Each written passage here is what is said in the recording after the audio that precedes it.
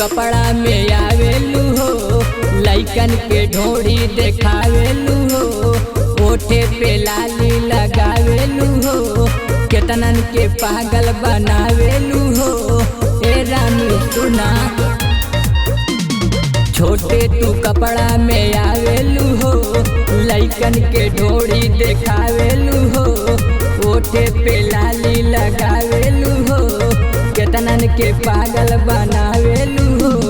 घूमेलू रानी हो खुला, लगेला ये जाना तोहर ओठ रसगुल्ला, लगेला ये रानी तोहर गाल गुला गुल्ला।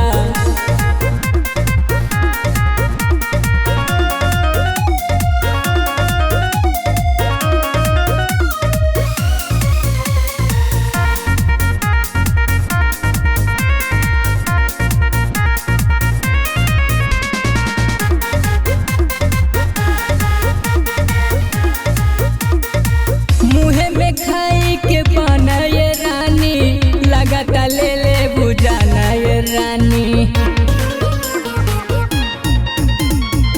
मुहे में खाई के पाना ये रानी, लगाता ले ले बुझाना ये रानी। देखी लइके मचावे ले हल्ला,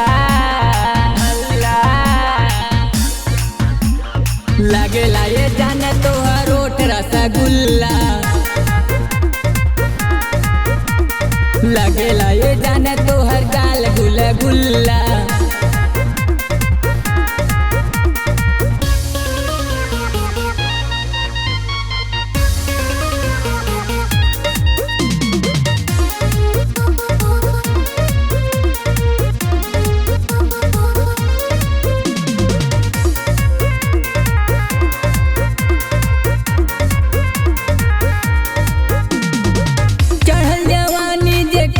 देखैबू अमित विशाल से बात नहीं पैबू,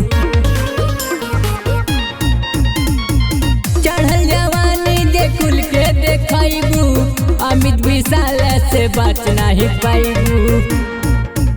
अरे अंगद के कहना तू सुनला,